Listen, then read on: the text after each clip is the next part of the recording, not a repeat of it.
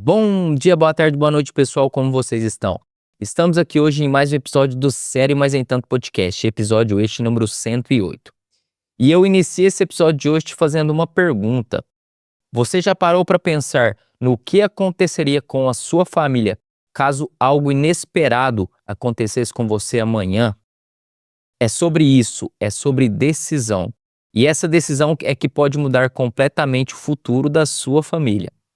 E para falarmos sobre esse assunto hoje estamos com ela que é temente à palavra de Deus, mãe do Norberto, formada em fonoaudiologia desde 2003, pós-graduada em gestão comercial em 2012, corretora e especialista em seguro de vida, é franqueada da Prudential do Brasil desde 2016, atuando diretamente no planejamento e na proteção financeira das famílias.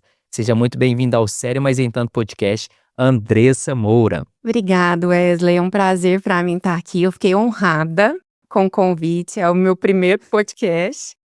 E, apesar de nervosa, eu estou muito feliz com o convite. E muito obrigada novamente. É isso mesmo. Você relatou alguns perfis da Andressa, né? A Andressa mãe, a Andressa católica, a Andressa filha, a Andressa empresária. Mas o que eu costumo dizer? A Andressa mesmo, a Andressa ama pessoas. Eu adoro ajudar, servir. Eu tenho muito orgulho da minha trajetória. E eu quero que as pessoas me reconheçam como essa Andressa em qualquer área da minha vida. Tanto como mãe, empresária, católica, enfim, essa é a Andressa. Boa. E eu gosto sempre de falar aqui, quando a gente inicia os episódios, Andressa, que essa apresentação que eu peço para os meus convidados é aquela apresentação de 30 segundos. É meio que o pitch de venda de elevador ali, né? E após essa apresentação e as boas-vindas, eu peço para o meu convidado do dia se apresentar. Então, se apresente para a gente quem é a Andressa e conta um pouco também da sua trajetória pessoal, profissional, até chegar aqui hoje no Série Mais Em Tanto. Essa é a pergunta, é muito difícil essa pergunta. André, pra mim é fácil falar de mim. Eu tenho muito orgulho da pessoa que eu me tornei, de toda a minha trajetória. E é bem isso que eu comecei falando, né? Eu na sociedade, eu sou mãe, sou católica, sou empresária, sou filha, mas eu tenho muito orgulho de amar pessoas, de servir pessoas, e eu trabalho com isso desde sempre. Eu acho. Eu sou fonoaudióloga de formação, como você disse aí. Eu comecei a trabalhar como fonoaudióloga porque eu tenho uma pequena deficiência auditiva e queria ajudar outras pessoas nesse sentido. E eu me formei, me tornei audiologista e trabalhava só com deficiente auditivo. E eu sempre fui da área de vendas, eu trabalhava vendendo aparelho auditivo, né? Então eu adaptava o aparelho auditivo, mas eu também fazia a venda. Entendi. E isso me deixava muito feliz também, quando a gente colocava o aparelho auditivo e a criança começava a escutar barulho da porta que nunca escutou, ou o som da voz da mãe, ou aquele idoso que já não escutava algum ruído ou não entendia mais as palavras. Isso me deixava muito feliz. Só que quando eu comecei a estudar um pouco mais sobre seguro de vida, eu falei assim, gente, eu trabalho para ajudar um nicho de pessoas. Trabalhando com seguro de vida, eu vou poder ajudar todo mundo. A pessoa só basta estar vivo para poder ter um seguro de vida, né? Então, a minha trajetória hoje como empresária do ramo de seguro de vida é isso. É para ajudar e servir, que é o que eu gosto realmente de fazer. Então, você está me falando aqui que a sua principal motivação para entrar no setor de seguro de vida é o cuidar, literalmente, das pessoas ali. É o que eu acredito, né? Eu, como autônoma na época, eu vi o quanto que o impacto financeiro seria se acontecesse algum problema comigo ou com algum outro fonoaudiólogo ou algum médico que eu trabalhasse que impedisse a gente de trabalhar por um ano, por exemplo. E aí eu nunca tinha parado para pensar sobre isso. E quando eu descobri que existe um seguro de vida mesmo, que blinda a nossa força de trabalho e não um seguro de morte, porque até então eu pensei que o seguro que existia era seguro de morte, eu comecei a estudar muito sobre isso e me apaixonei pela área de seguro de vida. Quando eu falo, parece tudo muito fácil, mas foi muito difícil. foi muito difícil convencer meu pai que eu ia deixar a fonoaudiologia. Como assim? Mas você já é tão bem renomada. Eu atuei como fonoaudióloga de 2003 até 2016, que foi quando eu comprei a franquia da Prudential aqui no Brasil. Mas quando eu fui falar para o meu pai que eu ia deixar a fonoaudiologia para trabalhar com seguro de vida, e as pessoas mais velhas não têm tanta essa cultura financeira de planejamento que a gente tem. E o meu pai, ele ficou muito insatisfeito. Ele falou, minha filha, ninguém vai comprar isso. Ninguém compra seguro de vida. E tem um monte de gente que compra e nunca recebe. Então eu lembro que foi um desafio até para convencer os mais próximos a mim que aquilo ali ia dar certo. Mas foi um propósito maior. Eu tinha certeza que ia dar certo e tá dando. Até hoje, vai dar por muito tempo. E o bom de ouvir você falar isso, Andressa, coincidentemente ou não, muitas pessoas que eu gravo aqui, às vezes acontece isso de fato, né? Começa sobre determinado segmento ali na parte profissional e por algum motivo dá um start na pessoa e ela muda e literalmente começa em um novo meio profissional ali que literalmente é aquele propósito de vida, né, da pessoa. E isso aconteceu com você também, pelo que você falou, né? Coincidentemente ou não, vários convidados que eu gravo aqui me relatam isso, que começou por uma linha de negócio ali, seja de forma autônoma ou não, em uma empresa, ou até mesmo para cursar determinado curso ali superior. Não, no momento ali que eu fui cursar, eu me matriculei em outro curso e literalmente aquilo era no meu propósito ali, fez sentido para mim. E teve também essas pessoas do meio que, entre aspas, discordando ali, ficando meio com o pé atrás, né? Mas como é que você vai sair da sua estabilidade e vai para uma coisa totalmente nova que você não conhece? Mas se a gente for parar para analisar, né, Andressa, essa estabilidade não existe, né? Não existe. E é isso mesmo. E geralmente a gente vai para outro ramo quando a gente já está muito bem no ramo que a gente atuava. Eu estava muito bem como fonoaudióloga, só que eu também não via muito onde crescer mais. Eu sempre sentia que estava faltando alguma coisa. E foi exatamente conhecendo a fundo como é o seguro em vida que eu falei assim, eu acho que eu posso ajudar muito mais gente fazendo isso do que como fonoaudiólogo. E não que eu não gostasse da fonoaudiologia, eu amo. Mas é isso, foi um propósito mesmo. Eu sinto isso. O que eu faço, eu amo muito o que eu faço.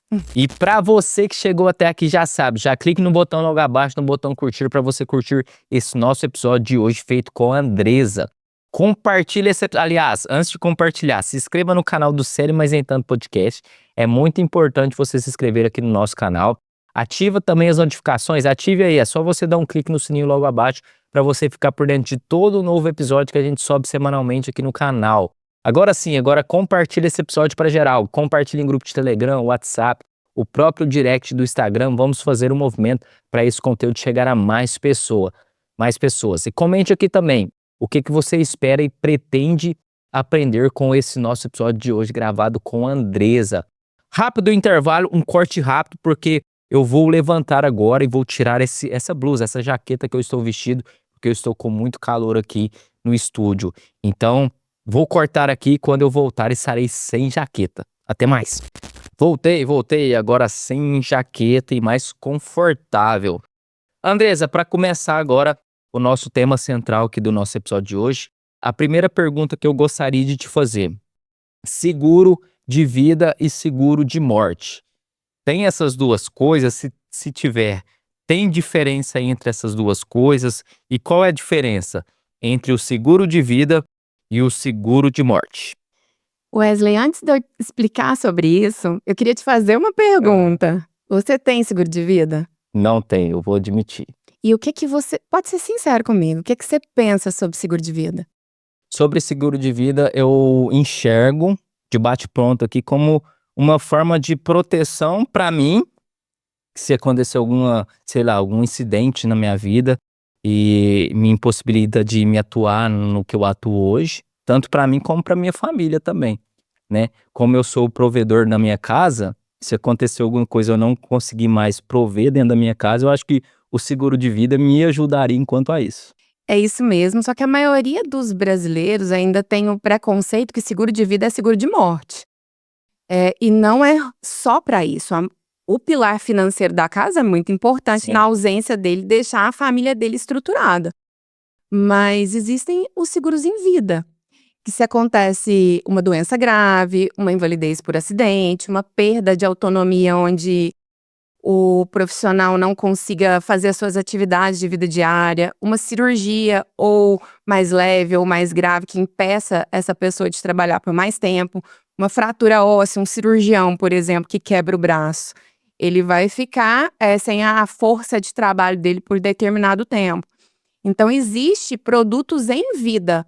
Não é só o produto de o capital segurado na ausência daquele cliente, sim, também os produtos em vida, que são muito importantes, principalmente para o profissional autônomo, para o empresário. Enfim, hoje, todas as pessoas que eu converso, mesmo que ela seja servidor público, CLT, ele vai ver a importância de ter esse tipo de planejamento, esse plano B, no planejamento financeiro dele.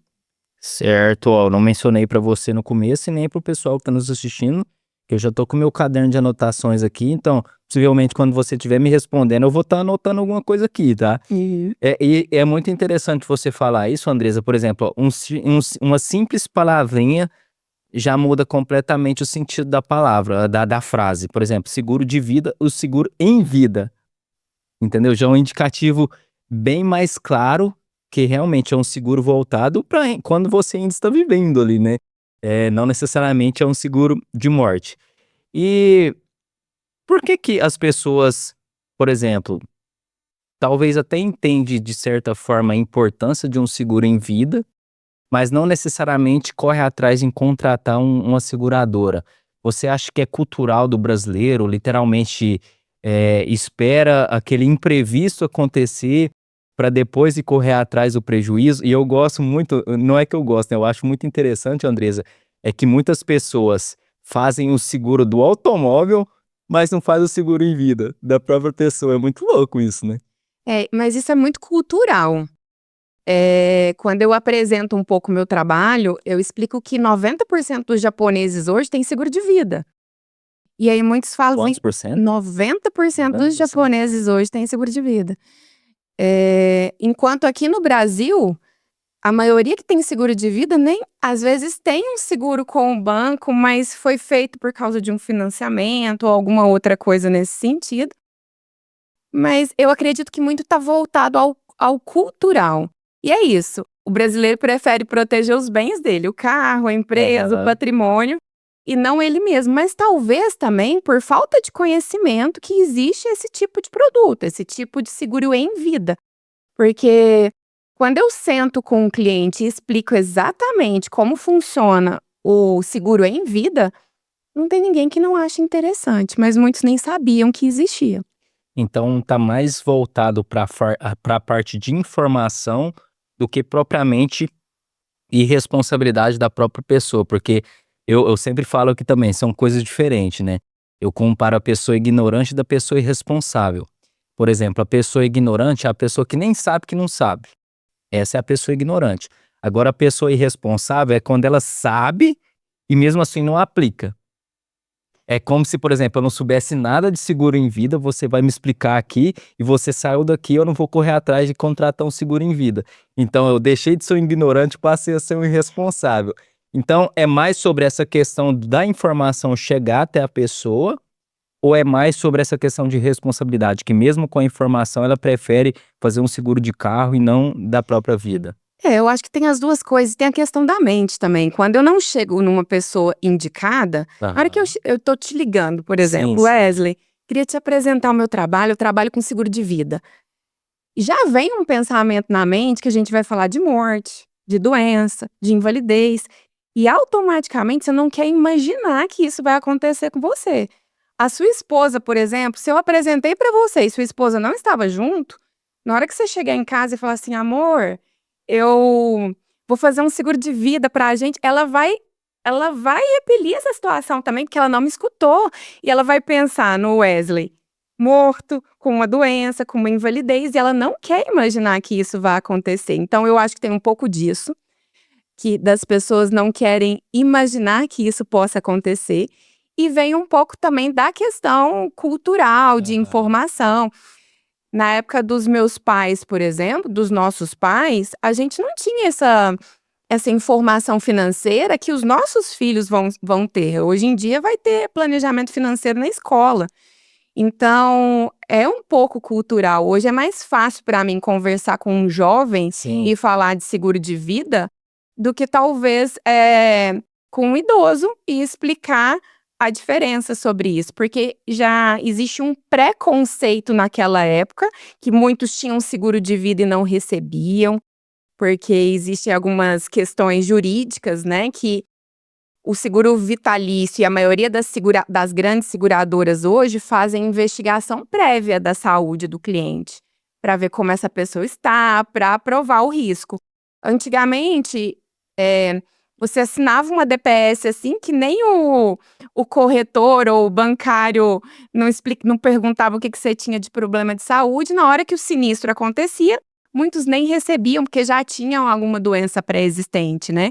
Então, hoje o seguro é bem planejado, bem feito, com uma excelente seguradora, não tem como não ser uma ferramenta inteligente para um planejamento financeiro. E eu fico feliz de ter trazido você aqui pra gente conversar sobre esse assunto, porque eu percebi aqui também, Andresa, que é muito sobre a analogia do eu não vou no médico, porque se eu for no médico, a chance de eu descobrir uma doença aumenta, então eu não vou. É muito sobre isso no seguro, né? Eu não vou fazer um seguro em vida porque já é um indicativo de que eu posso morrer lá na frente, então nem vou procurar um seguro. E é muito louco isso, né? Porque... E é muito sem lógica. É Que a muito sem gente lógica. tem, né? É muito sem lógica. Assim, a certeza é que a gente, num determinado momento da vida, a gente não vai estar mais aqui nesse plano terrestre. E a melhor forma é se planejar, né? Para quando isso acontecer. E o seguro é muito sobre o planejar para meio que dar um conforto ali depois, nesse caso de morte, né? Dá um conforto para nossa família que vai ficar, né? Agora, no caso de vida, é muito sobre essa questão, literalmente, né? Eu acho que nem eu te falei, que eu preciso literalmente da minha saúde física para me operar onde eu trabalho hoje. Se em determinado momento eu não tiver mais essa condição, o seguro vai me respaldar enquanto a isso. É bem isso. E a questão é quem faz seguro de carro? Quem tem carro. Quem faz seguro de empresa? Quem tem empresa. Quem tem que fazer seguro de vida? É quem tá vivo. Então, hoje em dia, todo mundo precisa conhecer essa ferramenta inteligente do seguro. Só que é muito falta de informação do que cobre, do que não cobre. Outras pessoas esses dias me falaram assim: seguro de vida é muito caro. E não pensando que era uma elite que tem seguro de vida. Não existe isso. Hoje, seguro de vida, ele é feito uma venda baseada na necessidade de cada um.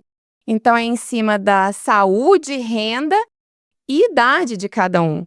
Entendi. Então, a gente vai formular esse planejamento de uma forma que fique bem tranquilo dessa despesa entrar no seu dia a dia.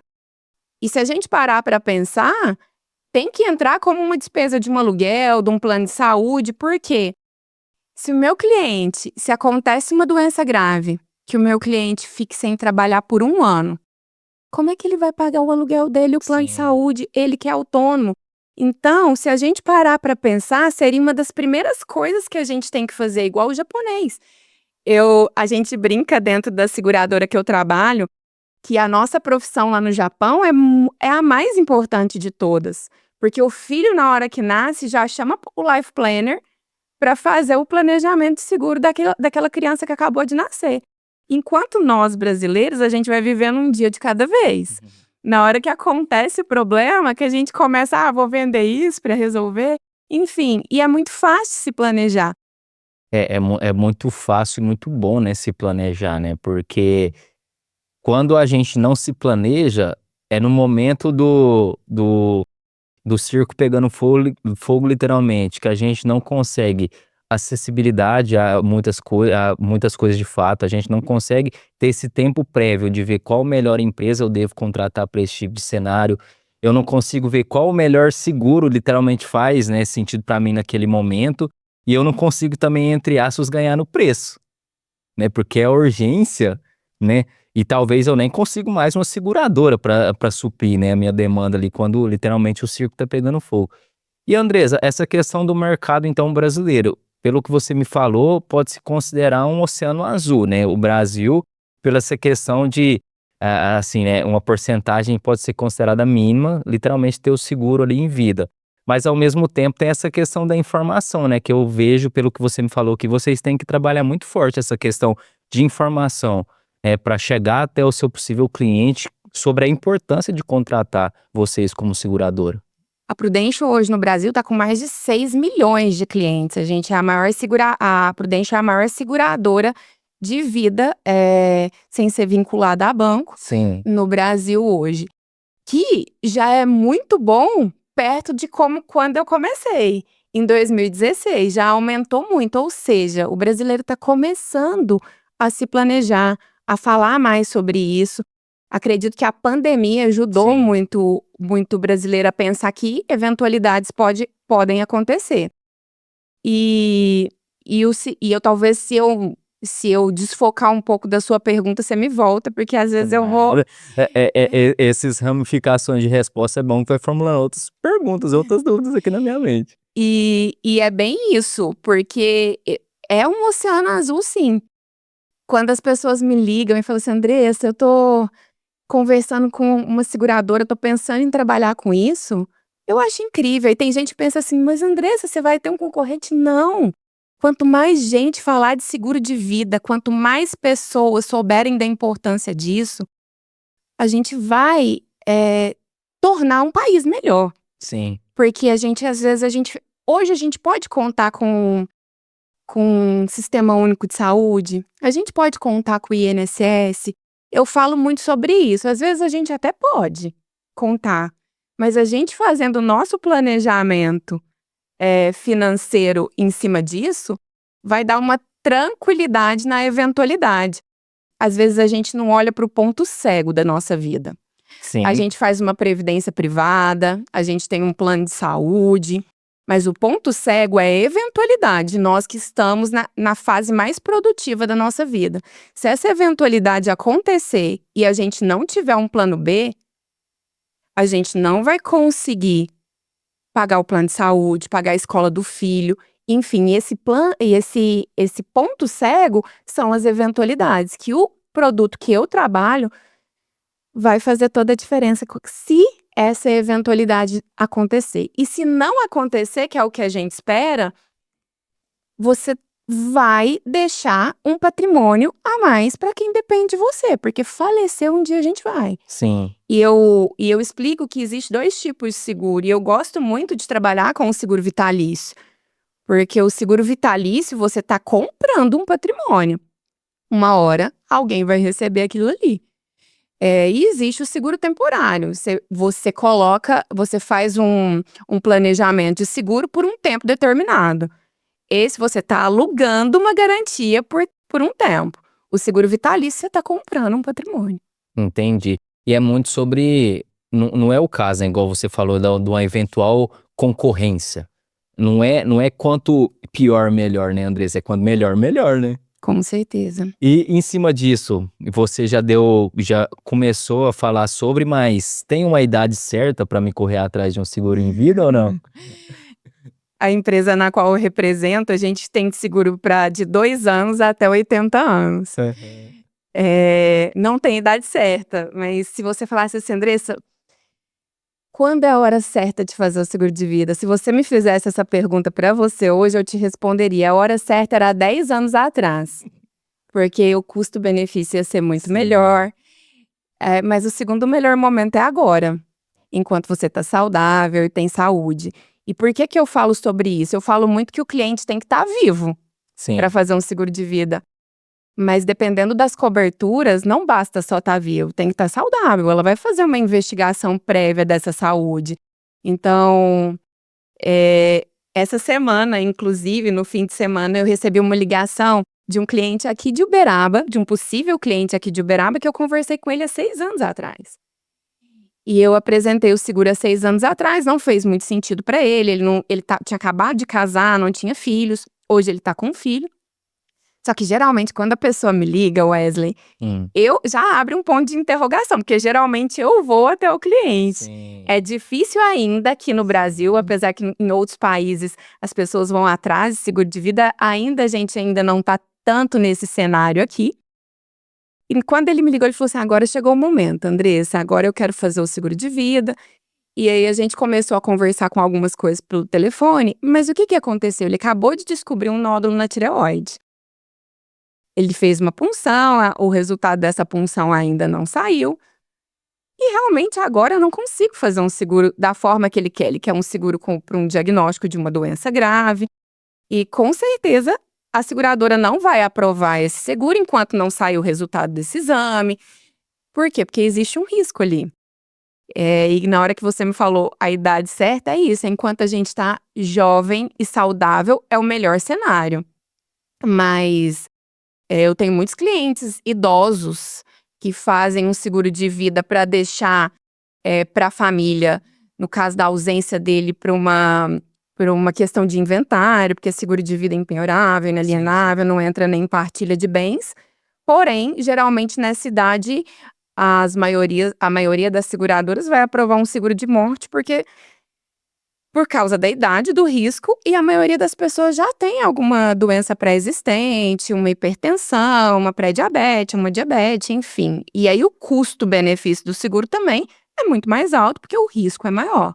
Então, o cálculo da seguradora em si é um cálculo atuarial, é um cálculo em cima de saúde, idade e risco. Então, quanto mais jovem e saudável você tiver, melhor o custo-benefício do seu seguro. E eu vou te fazer essa pergunta agora, literalmente como um leigo do assunto, né? Eu não sei se você pode nos passar aqui de forma detalhada, assim, porque eu acho que o processo é bem complexo, mas como é que funciona esse processo de eu cheguei até vocês para contratar um possível seguro? Como é que vocês avaliam o cliente, o possível cliente, faz toda essa esteira de processo para assim fechar o contrato com o cliente? Como é que é feita essa esteira? Cada seguradora funciona de uma forma, tá? Eu vou falar o trabalho e cada corretor de seguros também. Eu sou uma corretora de seguro e eu gosto de fazer o processo dessa forma que eu vou falar, porque na hora que eu apresentar o custo, eu já vou ter uma certeza que vai ser mais ou menos aquilo ali que meu cliente vai pagar. Então, eu brinco que é igual um médico. Você não chega no médico e o médico já vai te passando, vamos entrar para a sala de cirurgia agora. Ele precisa te conhecer.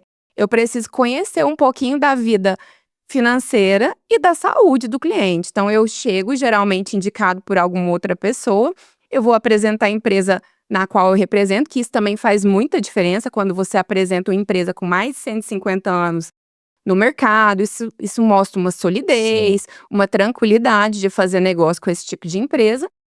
E eu parto para conhecer o meu cliente. É um bate-papo mesmo de conexão e conhecer para tentar fazer algo personalizado que faça a diferença na vida dele. Então, a gente faz algumas perguntas, tanto perguntas financeiras quanto de saúde. A partir daí, a gente coloca num sistema da seguradora, onde a gente vai entender, vou colocando lá, entendendo quais produtos vai ser importante para aquele cliente. Porque tem um cliente especificamente que ele está focado, ele é servidor público, por exemplo, e ele está focado na ausência dele, deixar um capital maior por questão de patrimônio, para inventário. Eu vou fazer um seguro de morte aí. Se eu converso com o médico, ele está muito preocupado em blindar a força de trabalho dele, porque ele ainda não tem renda que independa da força de trabalho dele. Então, eu vou colocar os seguros em vida ali.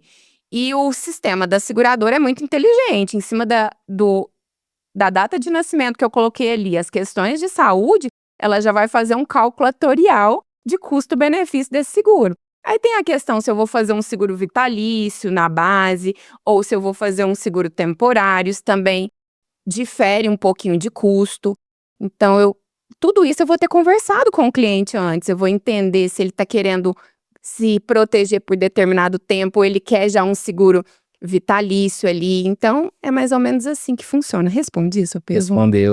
E vocês têm autonomia até mesmo com os possíveis clientes, por exemplo, aquele cliente que chega até vocês já querendo e já está com na mente enraizada, até por questão de informação, não, eu quero fazer esse tipo de seguro.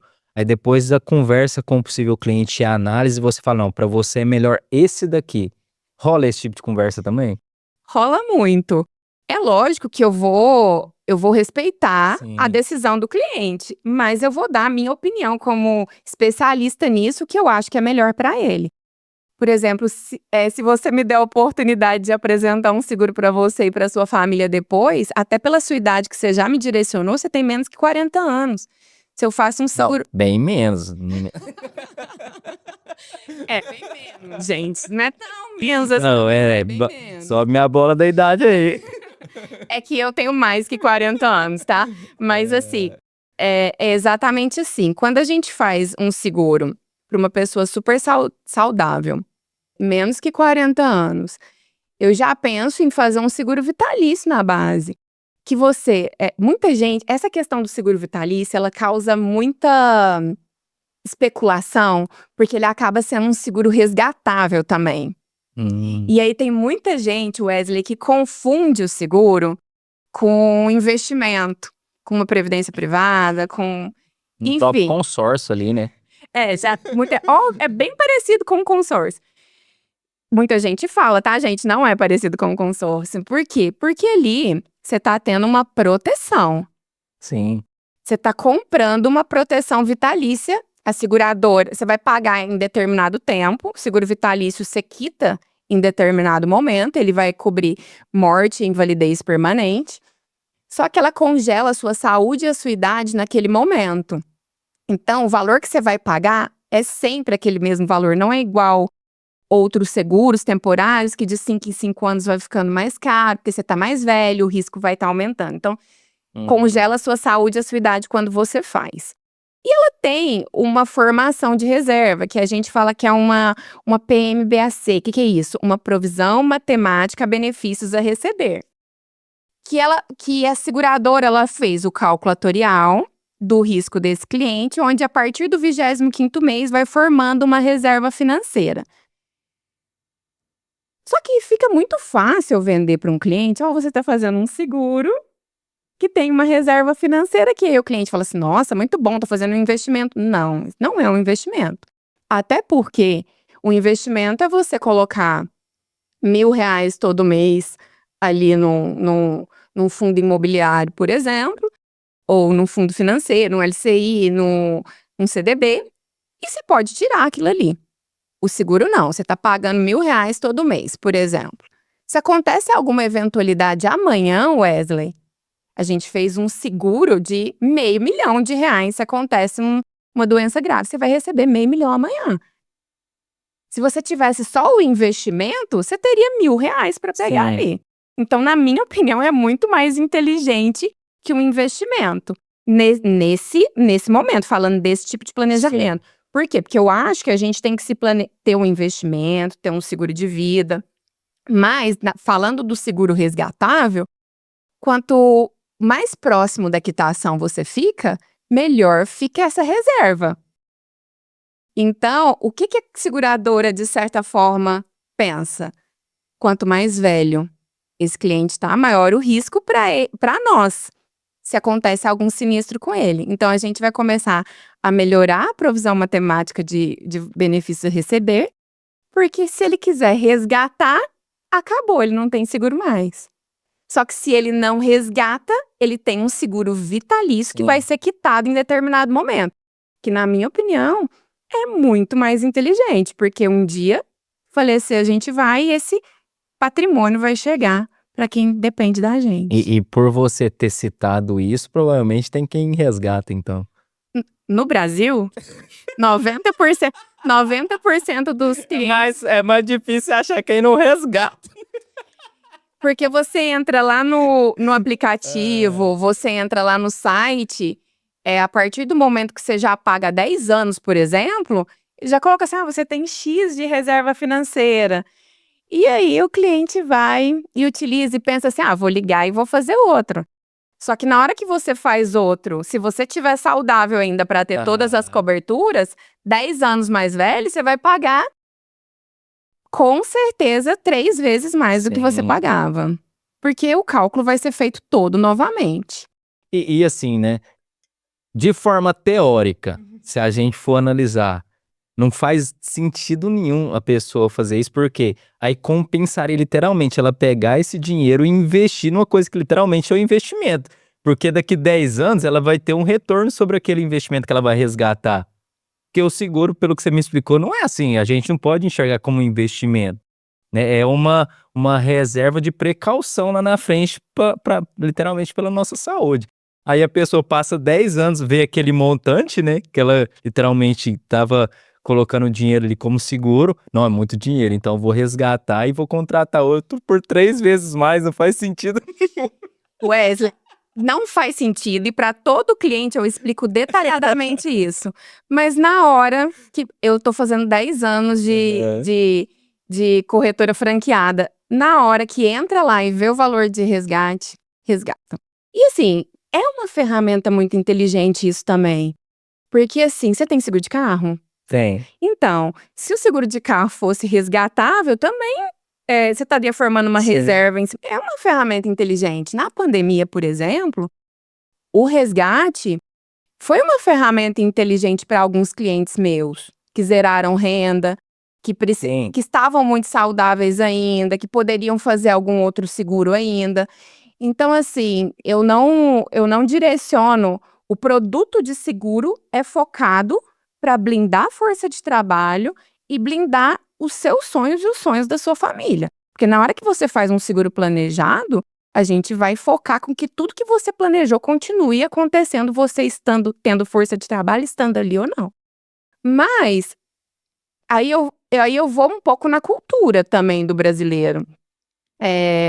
O brasileiro é muito imediatista. Aí ele tá trocando o carro. De repente ele entrou lá na seguradora e viu que ele tem 40 mil de resgate, que ia ser exatamente o valor que ele ia fazer de financiamento para trocar o carro. Eu vou pegar isso daqui, ligar para a minha corretora e fazer um outro seguro. Só que não é inteligente. Você sorriu aí e a maioria das pessoas fala assim, eu nunca vou resgatar. A maioria dos meus clientes falam, eu nunca vou resgatar, e a maioria resgata. Não, mas é uma coisa muito séria que, assim, eu dei risada porque, assim, chega a ser cômico isso, né? Porque, literalmente, se a gente for analisar de forma teórica, assim, que nem você expôs, né? Tem casos e casos. Literalmente vai ter casos que depois de um estudo, talvez realmente vai fazer sentido a pessoa resgatar, né? Mas, assim, vai depender da finalidade. Tipo assim, vai resgatar para investir, para comprar um carro, para comprar um imóvel. Talvez não é tão interessante isso, né? Talvez seria interessante, literalmente, ela ter colocado o dinheiro dela em um investimento visando isso. Mas assim, a gente não pode ser 880, né? É muito sobre expectativa e realidade, a sua transparência e qual que é o principal motivo daquela pessoa estar resgatando aquilo ali. É para fazer desejos supérfluos ou Exatamente. não? Literalmente é visando questão de acontecer algum imprevisto aqui, até mesmo nessa parte de produtividade que afeta a minha condução da minha vida ali, da minha família. Aí talvez nesse cenário faça sentido, né? Eu falei isso da maioria, mas eu vou falar um pouco da minha carteira de clientes. Sim. Hoje eu tenho mais ou menos 700 apólices na minha carteira de clientes. Nisso tem famílias, tem empresas e profissionais liberais. Hoje eu acredito que na minha carteira de clientes a questão do resgate não vai ser tão grande, sim. pela forma que eu direciono e vendo o produto. Porque eu vendo exatamente isso, é uma tranquilidade futura que alguém vai receber aquilo ali. Não faz sentido. Quer fazer um investimento? Eu vou indicar um consultor financeiro que entende muito sobre isso, que vai te direcionar sobre isso. Aqui, a minha especialidade é seguro de vida. Aqui você está fazendo um seguro de vida que se por acaso acontecer alguma coisa, que você não veja a importância disso mais, eu vou sentar com você e te explicar tudo novamente. Que hoje em dia eu acho que os meus 700 apólices que eu cuido hoje, eu acredito que os meus clientes vão me perguntar. Sim. O que eu acho sobre isso? E eu vou dar a minha opinião, e E é isso. Seguro de vida não é feito para utilizar como reserva financeira. Isso aqui é um patrimônio que um dia vai chegar para você ou para quem você mais ama. É, porque é muito sobre a questão mesmo, literalmente, de informação, porque são 2 cenários, né? A gente tá falando literalmente do cenário geral do seguro, da cultura do brasileiro, e você também tá expondo aqui do cenário dos seus clientes, né? Que são, eu assim, e mesmo sendo o mesmo assunto ali, o mesmo meio, são coisas diferentes. Isso. Os seus clientes, pela sua explicação, né, e pela transparência da empresa que você hoje está vinculada, literalmente, possivelmente, realmente tem mais, assim, informações e não segue a cartilha da maioria, né, da grande massa ali do pessoal, das pessoas, do brasileiro como um todo. E falando um pouco, você citou sobre essa questão dos seguros empresariais. Uhum. Vocês atuam sobre isso também? E outra coisa, a mentalidade do empresário ou do empreendedor, do dono da empresa, ele tem uma consciência maior se tratando de seguro em vida, até visando também essa parte financeira da empresa, porque, querendo ou não, a estabilidade numa empresa, né, literalmente não existe, né? Até voltando no exemplo da pandemia, a pandemia nos mostrou isso, né? Empresas que estavam consolidadas no mercado, se não quebraram, quase quebraram, e outras empresas cresceram, né? Se despontaram ali. Então, essa parte do seguro para empresários, para empresas e empreendedores. O pessoal, a grande massa, falando da grande massa, tem um nível de consciência maior enquanto a isso? Vê importância enquanto ao seguro ou ainda não? Eu tenho vários empresários que exatamente a preocupação deles, é uma empresa familiar ou empresa de 2 amigos, que já foram orientados que na ausência de um, a família vai entrar ali, e aí então eles fazem um seguro para blindar a importância de cada um naquela empresa. Então, por exemplo, geralmente quando é uma empresa de sócios, geralmente um é da área comercial, outro é da área administrativa, outro é da área Entendi. financeira. Então, eles fazem geralmente um seguro para blindar aquela pessoa-chave no negócio.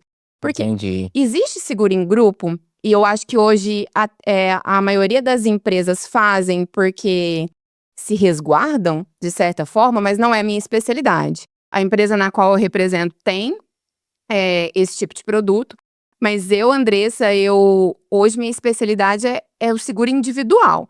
Quando a gente faz um seguro para a empresa, o empresário já vem, de certa forma, quando ele liga, ele já vem orientado por um advogado, que eles precisam de um seguro de sucessão para blindar essa empresa numa eventualidade da ausência de um dos sócios. Eles já estão mais focados mesmo no seguro que a gente fala no seguro de morte, para garantir que essa empresa continue funcionando na ausência de um dos sócios. É mais ou menos nesse sentido. Entendi. Então tem o seguro realmente coletivo da empresa e tem o seguro que a empresa meio que induz o indivíduo a fazer o individual dele ali, por causa até do cargo da pessoa na empresa.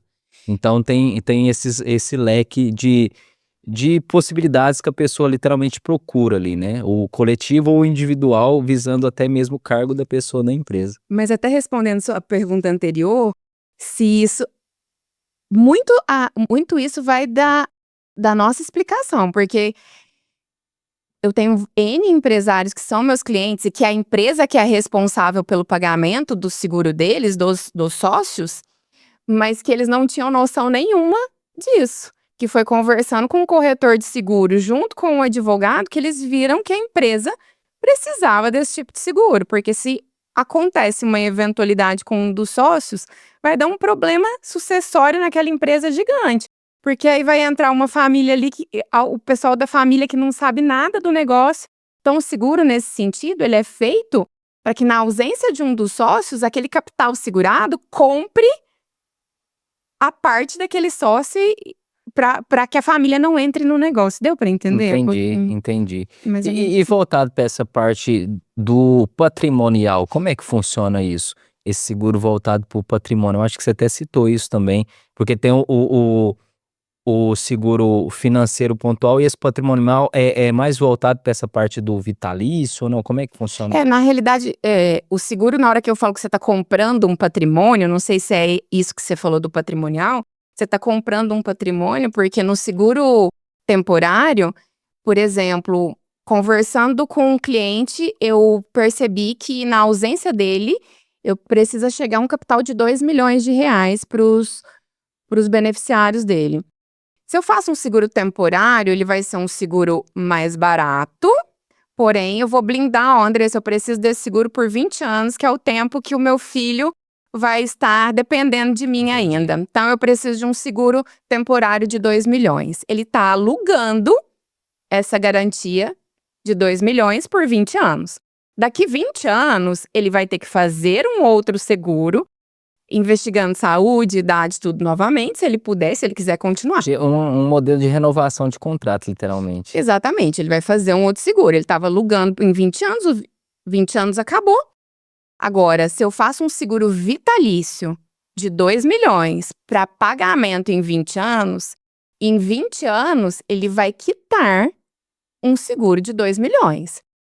Dependendo do cálculo atuarial da seguradora, às vezes, idade, saúde e risco, ele vai pagar bem menos que esses 2 milhões. Só que ele comprou 2 milhões. Ele vai ter um percentual de resgate se ele quiser pagar, se ele quiser pegar de volta, mas não vai ser inteligente. Geralmente, quem compra só seguro vitalício, comprou um patrimônio. E ele já fez esse seguro focado em deixar para a família dele na ausência dele. Então, nesse caso, nesses seguros maiores, assim, é muito difícil ter o resgate, porque ele está comprando um patrimônio. E olha que interessante e inteligente é a compra de um seguro vitalício.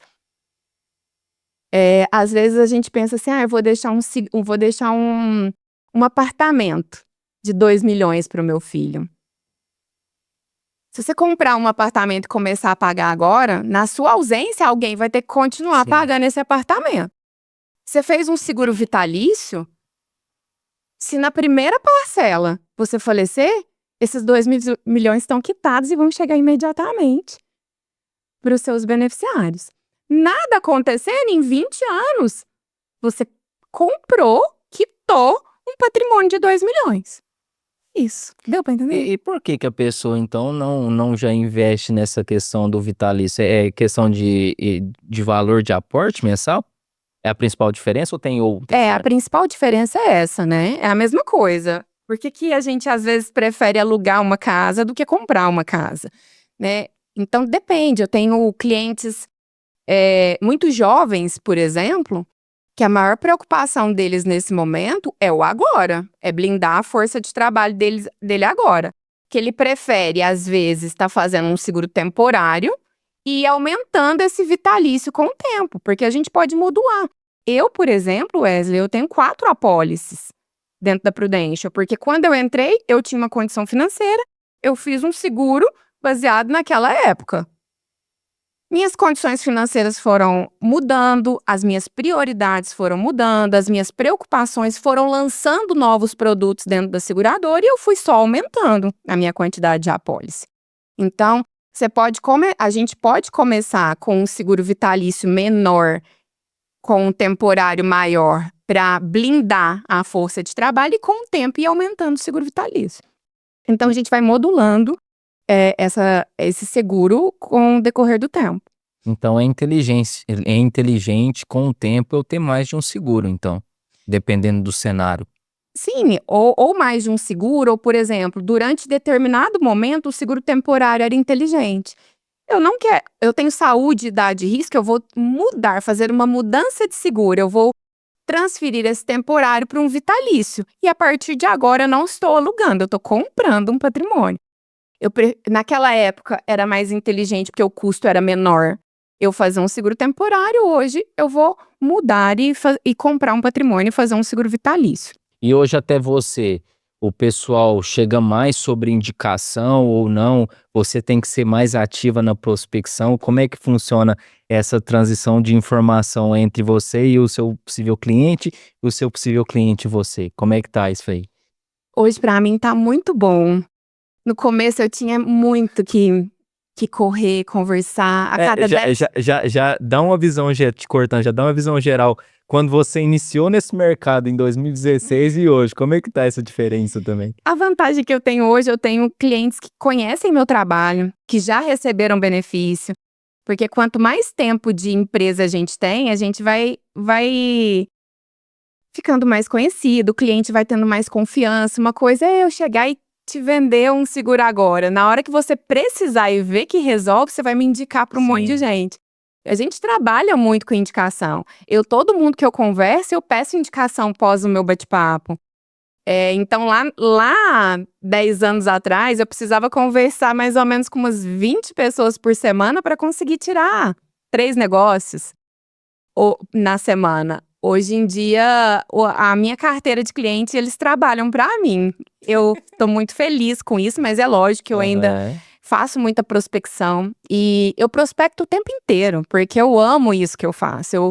Eu chego num salão de cabeleireira, a pessoa me pergunta o que eu faço, eu já vendi um seguro para cabeleireira, porque ela precisa, né, do seguro. É muito paixão por isso. Então, eu vou conversando em todo lugar que eu vou. Eu falo sobre o meu negócio, porque eu acho que todo mundo precisa. Mas eu tenho uma facilidade melhor hoje, porque eu tenho uma carteira de clientes que já utilizou, que me conhecem há muito tempo, então eles também já fazem a pré-venda para mim. Você já tá formando novos vendedores indiretos. É mais ou menos isso. Eu sou muito grata. E o tempo de trabalho ali, né? Que nem você já tá indo agora para 10 anos, né, no mercado. Quando você faz um trabalho bem feito, né? Nesse período de tempo ali, literalmente, né? A indicação é muito forte, né, na ponta, né? Você consegue afunilar literalmente o seu funil ali. Não literalmente escanteando a prospecção ativa, que é muito importante. Mas a indicação é importantíssima, né? E é até uma forma de reconhecimento que o nosso trabalho está sendo bem feito. Porque é um cliente que já está na base indicando para outro possível cliente. E a indicação é um dos melhores cenários na parte de venda. Muito, muito. Em todos. Eu lembro que quando eu trabalhava com aparelho auditivo, eu trabalhava com vendas, eu visitava o médico do meu paciente para perguntar se o médico ficou feliz com o aparelho auditivo, como o paciente dele estava escutando, para pedir mais indicações. E eu não tenho nenhum problema de falar sobre isso. Todos nós somos vendedores e todos nós precisamos de indicação. E eu vivo isso o tempo inteiro. Ainda é muito cultural, né? Que a pessoa fala assim, o vendedor tá me pedindo para passar o... Na realidade, se a gente faz um bom trabalho, a gente só tá ajudando o outro indicando. Então, quando o meu cliente fala assim, eu brinco, pensa em 5 pessoas que você acha que esse planejamento financeiro que eu te apresentei aqui vai fazer sentido. Eu vou pensar semana... É normal, eu vou pensar, mas depois eu te conto, eu te passo. Isso aí, se a gente contar uma história, porque histórias verdadeiras, todo mundo vai lembrar de alguém e vai falar, nossa, é mesmo, ele precisa. Passa o contato na hora. E é isso, e a gente vai girando aquilo ali. E a gente não vai só fazendo uma venda, a gente vai fazendo diferença na vida das pessoas mesmo, porque eu falo que quando eu vendo um seguro vitalício, eu tenho certeza que um dia, talvez eu nem vou conhecer aquela pessoa que eu vou fazer a diferença, porque provavelmente vai ser daqui 30, 40 anos que aquele meu cliente vai falecer. Mas que um dia aquele bate-papo ali vai fazer muita diferença na sucessão e na família dele lá pra frente. É sobre legado, então? É bem isso. O Norberto fala assim, mamãe, eu acho que eu vou... Quando você não conseguir mais, eu vou continuar com a franquia pra você. Eu vou ficar muito orgulhosa disso, porque vendendo seguro de vida, a gente faz a diferença na vida das famílias nos momentos mais difíceis mesmo. É lógico que ninguém quer receber. Mas não existe nenhuma viúva que fica triste de receber um capital segurado. Não existe nenhum cliente que depende muito da força de trabalho dele, que não fica feliz na hora que fala assim, nossa, eu recebi 1 ano do meu trabalho aqui, eu posso ficar 1 ano tratando a minha doença que eu não preciso preocupar com dinheiro nesse momento. E até fazendo um gancho que eu lembrei aqui agora, que muita gente fala assim, Andressa, mas às vezes não é mais inteligente a gente fazer um investimento? Eu acho que é inteligente a gente fazer planejamento financeiro. E o investimento é uma parte, o seguro é outra. Porque se você faz só o investimento, É assim, né, é uma cultura assim, né, não é cultura ou, né, tem que ser sim, cultura e, né. O exatamente, investimento e o seguro. exatamente. E aí eu vou contar um caso de um cliente. Ele tem uma vida financeira bem estruturada, ele já tem renda que independa da força do trabalho dele. E ele tinha o seguro como uma ferramenta inteligente. Aham. Ele comprou um seguro vitalício, mas ele tinha as coberturas em vida também, que numa eventualidade, ele não precisou mexer no investimento que ele tinha. Chegou, ele teve um diagnóstico de uma doença grave, chegou um capital de $500 mil pela seguradora, que ele não precisou mexer naquele outro. Ele tinha esse dinheiro investido? Tinha. Mas ele não tá. O foco do investimento não era a eventualidade.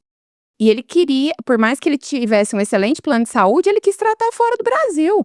Ele pegou esse dinheiro que ele recebeu pelo seguro e foi tratar sem mexer em nada no restante do planejamento financeiro que ele tinha.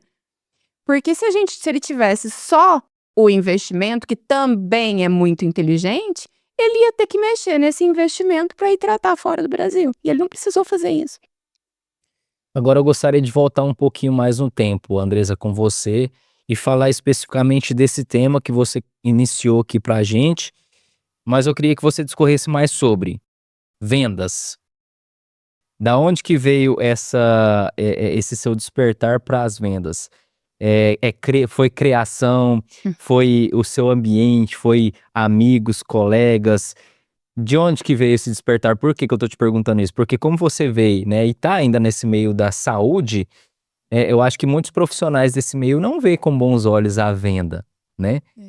Até tem objeções ali que impedem a pessoa de alguma forma falar literalmente que é um vendedor, né? E se passar por um vendedor de fato, como todos nós somos, né?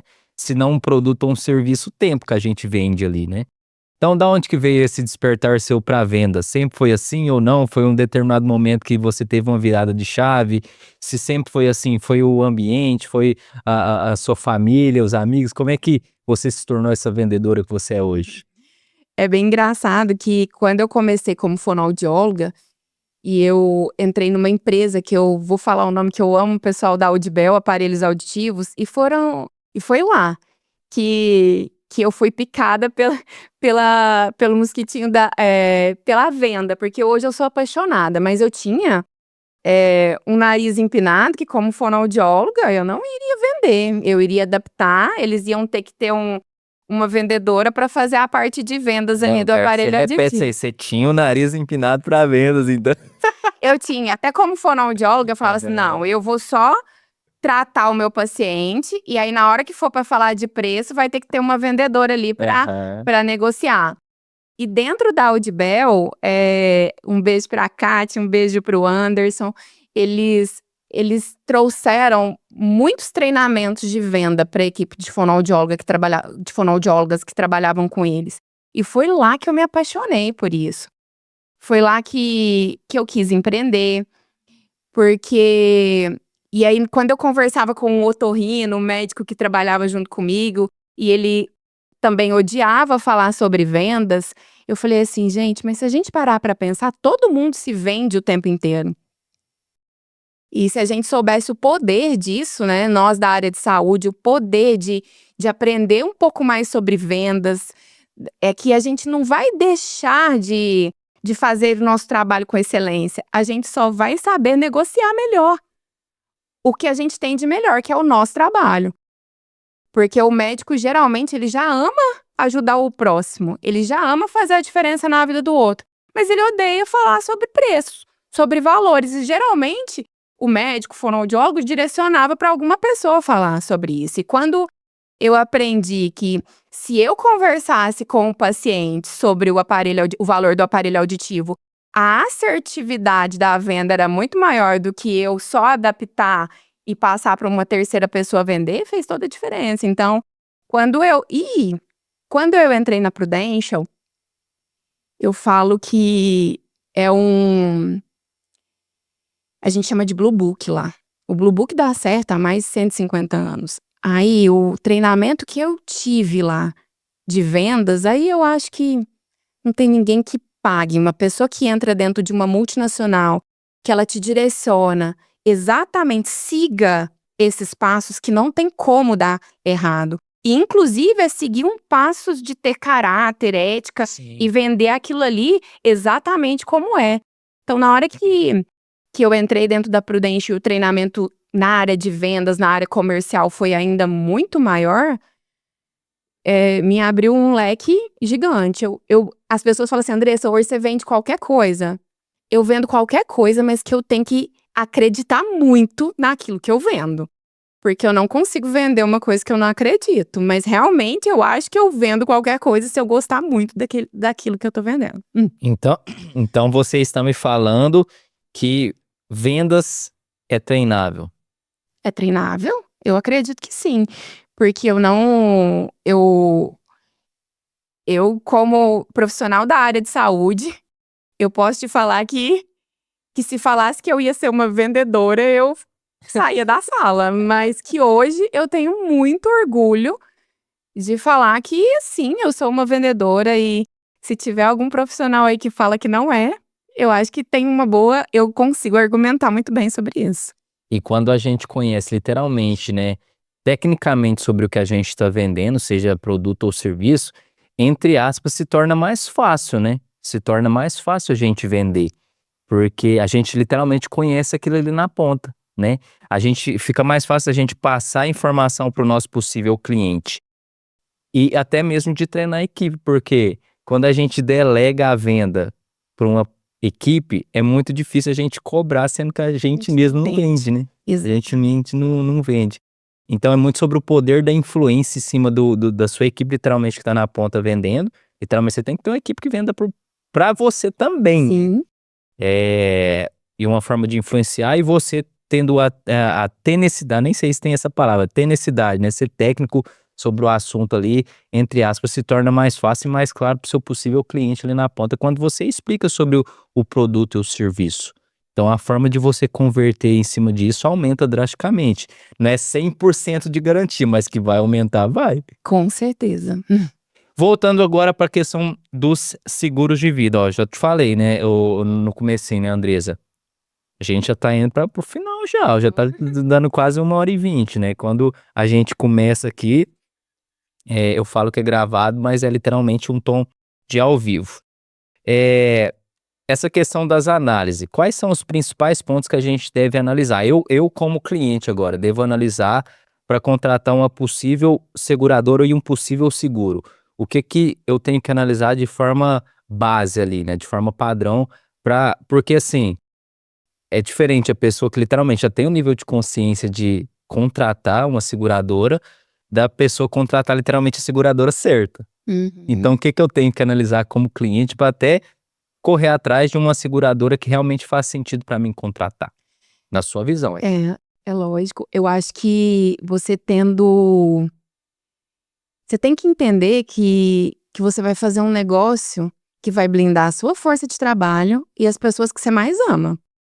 Então, você tem que pensar assim, com qual seguradora eu quero fechar esse seguro de vida. Então, assim, e isso vai muito do meu speech de vendas, né? Eu sou representante de uma das empresas mais éticas e admiradas do mundo no ramo de seguro de vida, que tem mais de 150 anos de existência. E isso na hora que eu vou conversar com o meu cliente, eu vou explicar que a solidez da rocha da Prudential, por exemplo, é uma tranquilidade, que ele pode ficar tranquilo, que ele está fechando um negócio com uma das melhores seguradoras do mundo. Mas segundo, é o meu trabalho. Eu tenho certeza que na hora do problema, eu vou parar tudo e resolver aquilo pro meu cliente. Eu vou correr atrás para garantir que aquilo que eu prometi para ele, eu faça com que a seguradora vá cumprir com aquilo, mas com a minha agilidade em ajudá-la a correr atrás de todos os documentos que a gente tem que entrar para que aquele sinistro seja pago o mais rápido possível. Então, e o meu cuidado, eu acho, porque a venda vender um seguro de vida hoje, eu não acho difícil. Há 10 anos atrás, talvez eu pensei em desistir em N momentos, mas hoje eu tenho uma empresa com mais de 150 anos de existência que me dá total tranquilidade de sentar na frente de alguém e ter certeza que eu vou mostrar uma coisa que eu vou entregar. E outra coisa, eu tenho certeza do meu trabalho, de quão humana eu sou, que na hora que o meu cliente chegar e mostrar alguma dificuldade, André, estou querendo trocar a forma de pagamento, eu vou fazer isso rapidamente para ele. E na hora do momento que ele não queria que chegasse, que chegou numa eventualidade de sinistro, eu vou parar a minha agenda para que ele e a família dele fiquem resguardados o mais rápido possível. Então, eu acho que a pessoa que estiver pensando sobre um seguro de vida tem que muito pensar qual que é a seguradora que eu vou fechar. É uma seguradora sólida? Entra na SUSEP, que é o órgão que fiscaliza seguros no Brasil. Lá você tem N dados, e eu falo isso para os meus clientes, porque uma coisa é eu falar da empresa que eu represento. Outra coisa é ele entrar na SUSEP, ver os números das seguradoras. E aí, na hora que ele vê o número da seguradora que eu represento, ele já vai ter visto o meu atendimento, o quanto eu amo o que eu faço. Eu acho que não fica difícil para ele de fechar negócio comigo, não. É isso aí, não delegue a sua responsabilidade para outras pessoas. Então, faça pesquisa de mercado e procure a seguradora que literalmente entrega transparência e no final vai te entregar o que ela se propõe ali em contrato. Andresa, o que você pode passar para a gente sobre a Prudential se tratando de mercado? Quem vocês atendem, você atende hoje? Que público que você atende? Que localidades que você atende? Como é que você chega até com as informações até seu possível cliente? O que você pode passar de dados hoje para a gente aqui sobre a Prudential? Eu sou franqueada da Prudential do Brasil. Boa. Que é subsidiada pela Prudential Financial. Ela é uma empresa de mais de 150 anos de existência. Ela tem hoje 1,5 trilhões de dólares em ativos. Ela está presente hoje em mais de 50 países. Ela é considerada uma das empresas mais éticas e admiradas do mundo no ramo de seguro. No Brasil, ela tem N pontos de apoio. O ponto de apoio na qual eu sou uma das franqueadas está em Uberlândia. Porém, a gente não tem território. O corretor franqueado da Prudential do Brasil, ela pode vender seguro para todo mundo que tem CPF ativo no Brasil. Então, eu tenho clientes que moram nos Estados Unidos, brasileiros que moram nos Estados Unidos, na Itália. A gente não tem território, tá? Entendi. É lógico que o meu ponto de apoio é Uberlândia, eu moro em Uberaba, mas a gente pode atender clientes em qualquer lugar do mundo. Porém, como eu sou franqueada da Prudential do Brasil, tem que ter CPF ativo aqui no Brasil. E como é que você, lá em 2016, foi para dentro da Prudential? Por exemplo, ela chegou com a informação até você e você despertou para isso? Ou você já enxergou com bons olhos esse mercado e você teve a iniciativa de correr atrás de uma franquia? Como é que foi essa interação? Acho que juntou as duas coisas. Eu, como fonoaudióloga, passando por... Vi que eventualidades de saúde poderiam acontecer comigo a qualquer momento, e eu vi o quanto um seguro de vida desse ia fazer diferença na minha vida. E até que o pai do Norberto recebeu uma visita de um franqueado da Prudential. E nessa visita, eu fiquei muito interessada em me tornar uma franqueada também. Comecei a conversar com pessoas sobre. E só que o processo, por ser uma seguradora americana, a gente pensa que é só ir ali, comprar a franquia e tá tudo certo. Não, o processo é muito criterioso. Eles fazem toda uma investigação em cima do possível investidor na franquia da Prudential. E acho que esse processo demorou quase um ano para eu me tornar uma corretora franqueada. Então, só para me entender, o processo começou então em 2015, você se tornou em 2016, ou o processo começou em 2016 você começou em 2017? Eu comecei a comercializar seguro de vida em setembro de 2016. Mas foi final de 2015, eu acho que a gente começou a namorar sobre, né? Eu queria muito, me tornar uma franqueada da Prudential, mas aí existe alguns processos, né? Que eu passei dentro da seguradora até assinar o contrato de kickoff. Entendi. E se tratando um pouco de mídia, vocês da Prudential têm autonomia para chegar com a informação até o possível cliente ou não? Tem que passar também pelo um crivo da própria empresa ali para vocês produzirem conteúdo até de forma educativa?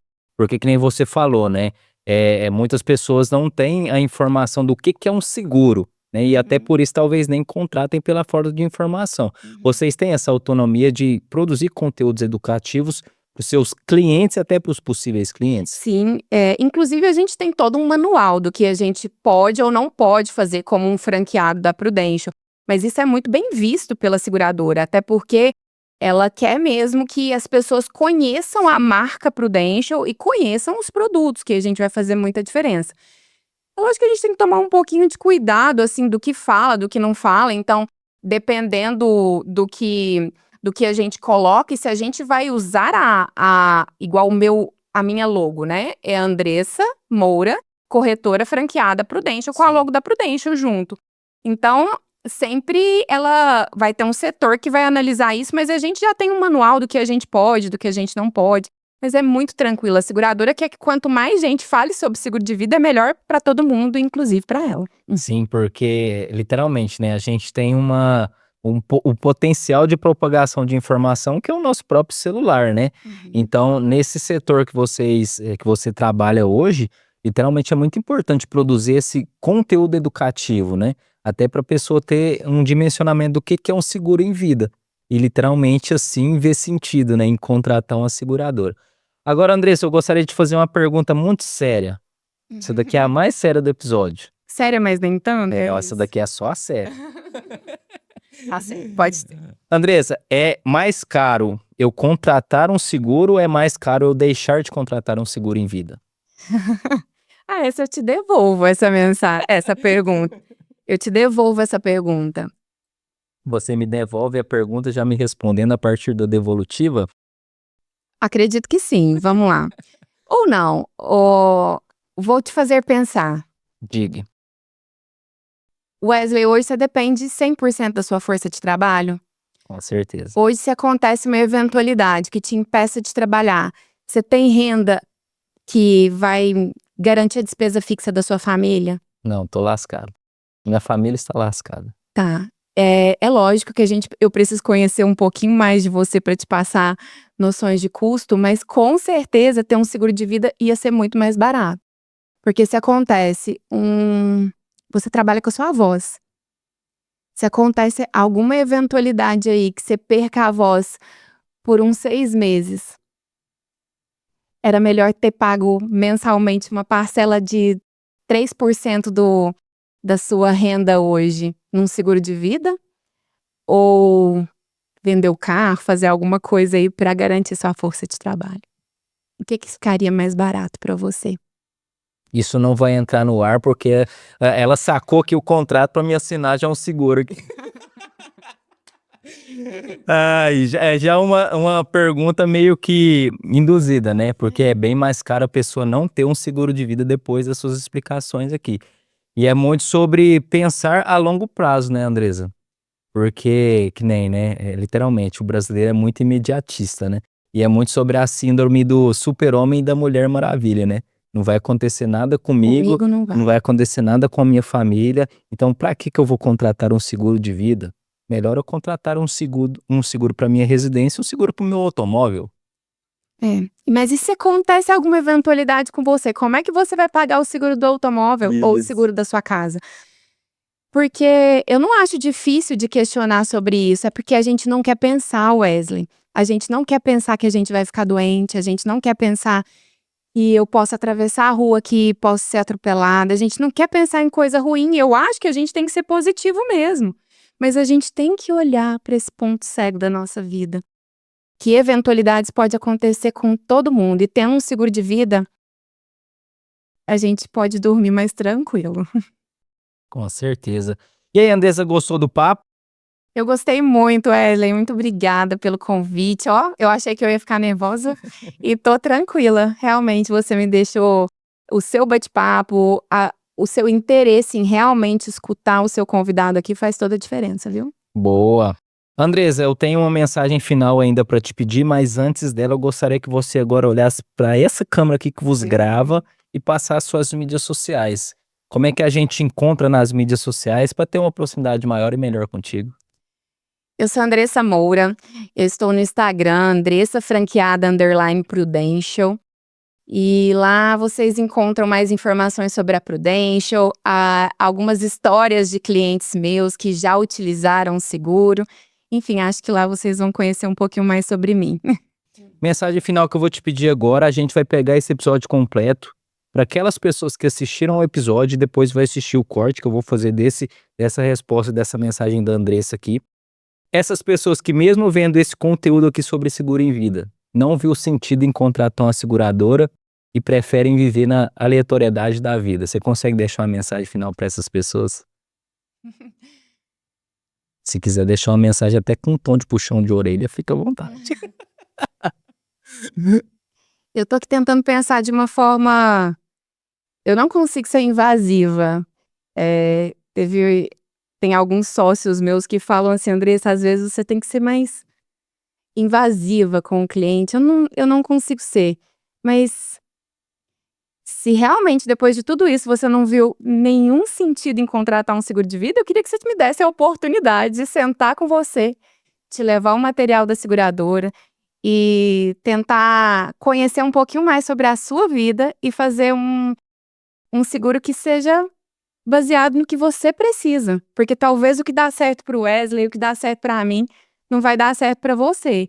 E um seguro de vida personalizado, a gente precisa conhecer detalhadamente a vida financeira e os riscos que essa pessoa se coloca todo dia, para talvez fazer sentido. E se não fizer, com certeza você vai lembrar de alguém no nosso bate-papo que você vai me indicar. Boa. Andresa, muito obrigada por Obrigada ter a você. aceitado o convite aí. Bora pro 2.0, pro 3.0? Ai, bom, ok. Acho que eu tô preparada. Boa. E para você que chegou até aqui, até o final do nosso episódio e ainda não curtiu esse episódio, já clique no botão logo abaixo aí, no botão curtir, para você curtir literalmente esse episódio gravado aqui com a Andresa hoje. Inscreva-se também no canal do Sério Mais Em Tanto Podcast, caso você ainda não seja um inscrito. É muito importante você se inscrever aqui no nosso canal e ativar as notificações.